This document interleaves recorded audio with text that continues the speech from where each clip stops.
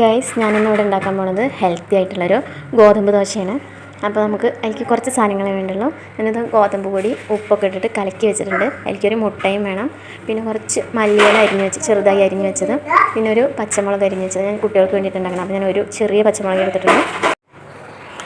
Guys, ഇത്ര സാധനങ്ങളെ വേണ്ടുള്ളൂ. നമുക്ക് ഈസി ആയിട്ട് ഹെൽത്തി ദോശ ഉണ്ടാക്കാം. അപ്പോൾ അതിന് മുന്നേ എൻ്റെ ഈ ചാനൽ സബ്സ്ക്രൈബ് ചെയ്യാത്തവർ സബ്സ്ക്രൈബ് ചെയ്യണം, ലൈക്ക് ചെയ്യണം, ഷെയർ ചെയ്യണം.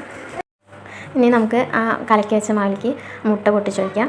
പിന്നെ അരിഞ്ഞു വെച്ച മല്ലിയില ഇട്ടിട്ട് നന്നായി മിക്സ് ചെയ്യണം. ഞാനിത് സായിക്കുട്ടിന് വേണ്ടിയിട്ടാണ് ഉണ്ടാക്കുന്നത്. അപ്പോൾ ആദ്യം ഞാൻ പച്ചമുളക് ചേർക്കണില്ല. പച്ചമുളക് ചേർക്കാതെ മുട്ടയും മല്ലിയിലയും കൂടി മിക്സ് ചെയ്തിട്ട് ഒരു ദോശ ഉണ്ടാക്കണം. അവന് എരിവ് ഇഷ്ടമല്ല, എരിവ് കൂട്ടില്ല. അത് കാരണം അവന് വേണ്ടിയിട്ട് പച്ചമുളകില്ലാതെ ഒരെണ്ണം ഉണ്ടാക്കണം. നന്നായി ഇളക്കി യോജിപ്പിക്കണം. ഞാനവിടെ ചട്ടി ചൂടാവാൻ വെച്ചിട്ടുണ്ട്. എന്നിട്ടൊരു ഫസ്റ്റ് മുളക് ചേർക്കാത്തൊരു ദോശ ഉണ്ടാക്കണം. അതിന് മുന്നേ നമ്മൾ ഈ മാവിലേക്ക് കുറച്ച് വെളിച്ചെണ്ണ കൂടി ഒഴിക്കണം. ഞാനത് മറന്നുപോയി ഗൈസ്. കുറച്ച് വെളിച്ചെണ്ണയും കൂടി ഈ മാവിൽ, ഈ കലക്കി വെച്ച മാവിൽ ഒഴിക്കണം. എന്നാൽ കുറച്ചുകൂടി നല്ല ടേസ്റ്റ് കിട്ടും. കുറച്ച് വെളിച്ചെണ്ണ ഒഴിച്ച് നന്നായി മിക്സ് ചെയ്യാം.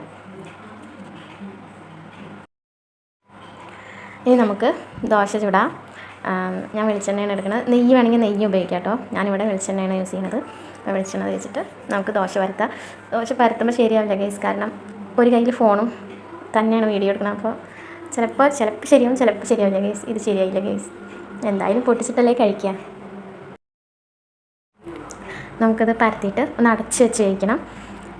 എന്നിട്ടൊന്ന് തുറന്നിട്ട് കുറച്ച് എണ്ണ കൂടി അതിൻ്റെ മുകളിലൊന്ന് തടവി കൊടുത്താൽ നല്ല ടേസ്റ്റായി കിട്ടും. വെളിച്ചെണ്ണ, നെയ്യ് വേണമെങ്കിൽ നെയ്യ് യൂസ് ചെയ്യാം കേട്ടോ.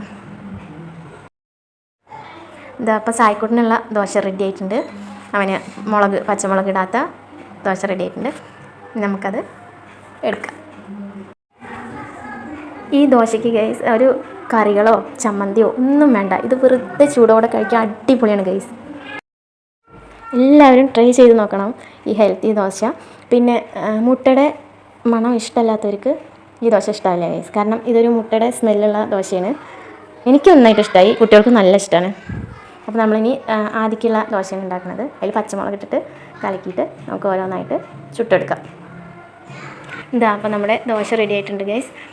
ഇനി നമുക്കിത് കുട്ടികൾക്ക് കൊടുക്കാം, അവർ കഴിക്കട്ടെ.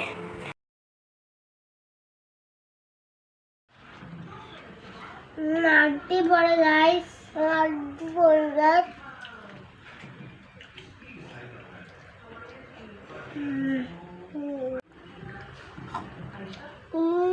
അടിപൊളി ഗൈസ്.